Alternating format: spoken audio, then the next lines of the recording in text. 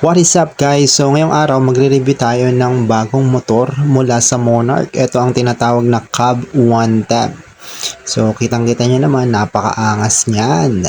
So ayun, wala na tayong music. Rektahan na tayo, review na agad. Pero tingnan nyo muna yung looks nito bago natin reviewin yan. Napakaangas talaga.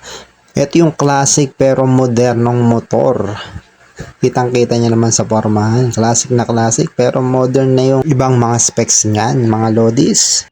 Eto na nga, simulan na nga agad natin sa preno. So kitang-kita niya naman, syempre ito yung hinahanap natin. Disc brake sa unahan. Napakaangas niyan. Disc brake na yan guys sa unahan. At sa likod niyan, syempre drum brake pa yan. Hindi naman natin kailangan ng sobrang lakas na preno dito sa 110 na unit natin guys. At yung gulong nga pala nito guys sa unahan, meron niyang sukat na 2.5 or 2.50 by 17 at sa likod ay 2.75 by 17 na rin yan guys. Hindi na kayo lugi dyan. Kung titignan nyo naman guys sa unahan at ang likuran, pati yung body niyan sobrang angas niyan. Ito check nyo, top view.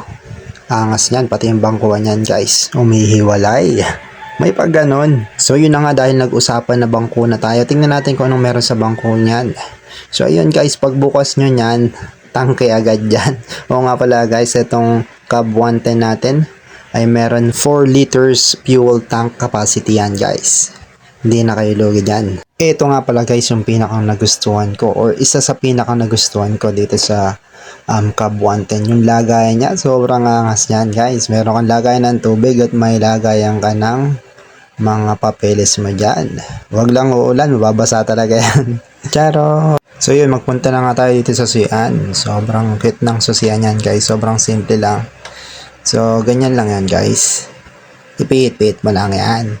At eto nga pala yung gauge yan guys. Nasa uluhan na. O sa bunbuna ng ilaw yan. Ayun guys, sobrang angas na din ng gauge yan. Kitang-kita nyo na, digital na yan. So ang kagandahan dito guys, meron na nga palang hazard to. Pakaangas ng hazard niya. Tingnan nyo naman sa harapan.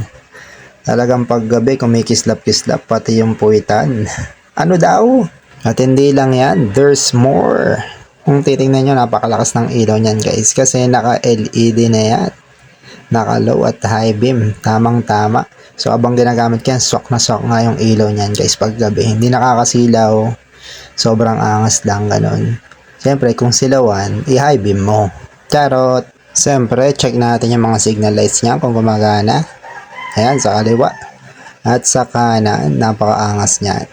Ayan na nga. Kung sa busina naman guys, napakalakas din ng busina nito.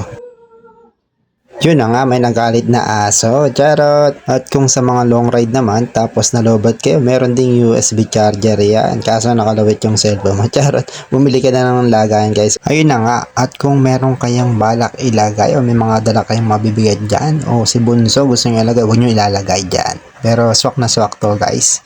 Sobrang angas tong nasa una na ito. At syempre, bago tayo magtapos, hindi mawala yung sound check natin dyan. Eto na.